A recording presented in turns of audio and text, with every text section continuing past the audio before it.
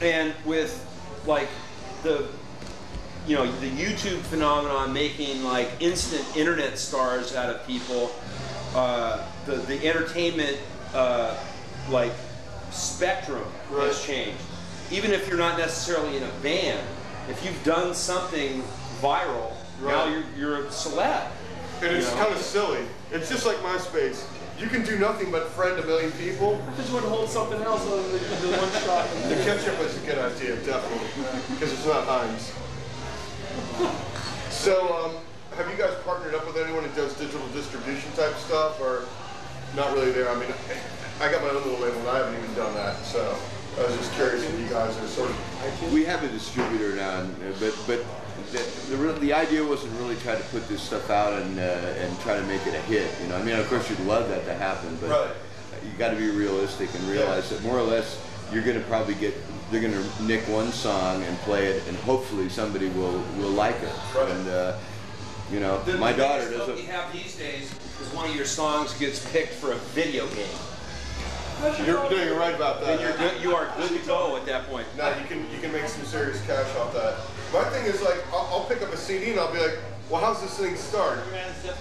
And I'll just be like, okay, it starts cool. This ending's gonna work with this next tune. Boom, that's my radio show for the night. Yep. And I'm not gonna worry about the middle content. Everything always works out.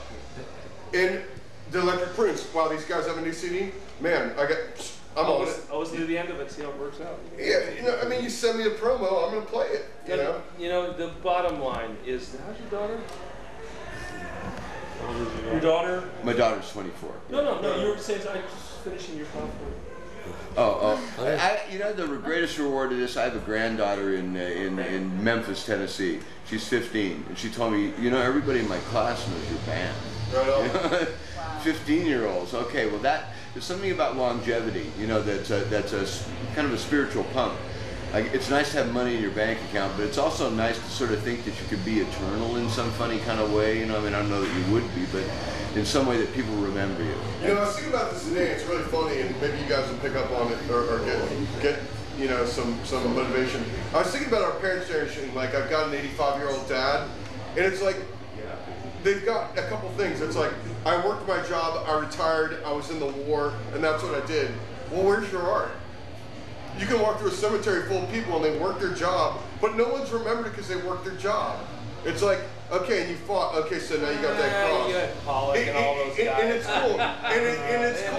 It's cool, and God bless, you know what I'm saying? They had it. But it's like your art was providing for your family and only providing for your family. But that's the art. But keep in mind this is a real thing. You can't buy it. No, not only that, but there's an evolution to it. And what it is your dad's generation came out of families out of the Depression. Al Bud, you want to walk in? Come on in, man. Your dad's family came out of... Thanks. Thank you. This is a cool guy who works at a record store that used to be in Georgetown, by the way. What I'm saying is your dad's generation came out of a generation out of the Depression. So they grew up with nothing, right? Oh, big time. So when they were done, they fought a war, right? And then their whole goal in life was to provide for their family because they hadn't been provided for. Totally. So what they did, and the art was, providing a stable foundation and a facility that allowed my generation to do what the 60s did. Because without that safety and security, the 60s wouldn't have happened. So their art was forming that. It wasn't artless, you know. I hear what you're saying. It was more like an industrial structural art. It was kind of thankless, though. Very thankless. Absolutely. It was gray, but it wasn't. No, it was kind of a thankless art. Like, I talked to my dad, and he's like, you know, I want to play drums at one point. That opportunity really wasn't there, though, to pursue that kind of thing. And then it's like, as a kid, you know, it's like, as kids, like, I don't know, did you guys all have to take, like, piano lessons or trumpet, or you were in the school band? I'm sort of curious how you guys each got into music. You want to go around and introduce yourselves and talk violin. About how you got into music? And we'll probably wrap this up in a couple minutes, but Steve, you already Steve, give a brief history. Just music. Started with violin when I was, who knows what, 6, 5, something like that. Where you came from and stuff. Oh, I was born in Hungary. Wait a minute, whose voice do I hear? That must be Jay. It's Sky. I was born in Hungary. Left in the revolution in '56. Came to the States. Went to school, picked up the violin, messed around with that for a couple of years. I got sent back to Europe to go to school. Couldn't afford a violin. There was a beat-up old guitar on somebody's closet. Back to Hungary? No, Germany. Okay.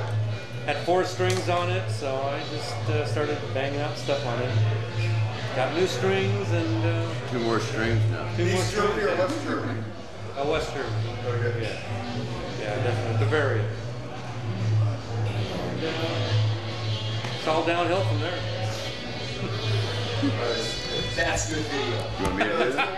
Okay. Cool story.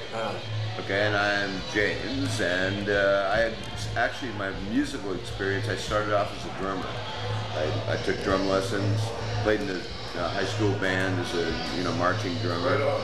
and moved to Hawaii and started playing guitar there in Hawaii. That's where I learned how to play ukulele first and then guitar, and got interested in music through that. So Hawaiians are such musical people. And so I actually learned, oh, I'm talking to you? Yeah.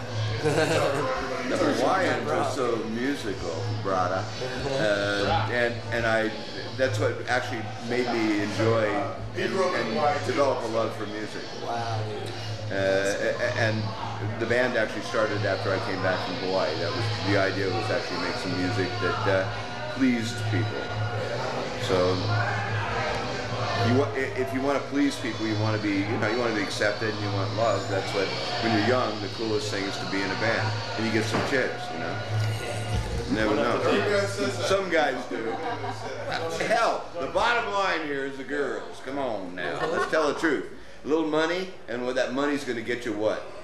Beer? No. Drunk enough to forget about the girls, yeah. Don't get it forget.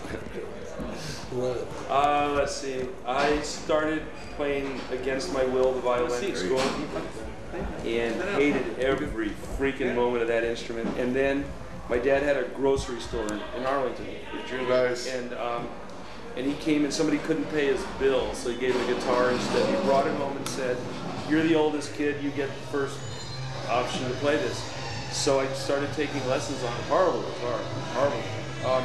And so I just started taking lessons, and I kept playing it until we started the band, and they said somebody has to play bass. Switched, huh? Yeah. Did you sell that guitar or do you still have it? Oh, that guitar was long. That guitar was so hard to play that it cut my finger. I had to wear Q-tips. Silvertone? Pads. Harmony? What was it? Piso crap. And so I played bass ever since then. Doing a nice job, man. Thank you. I'm Jay.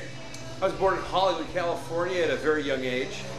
And as I progressed through my later years, I had the extreme misfortune to grow up with a couple of guys in the neighborhood that played guitar. One of whom is Steve Lukather, guitar player from Toto. Another guy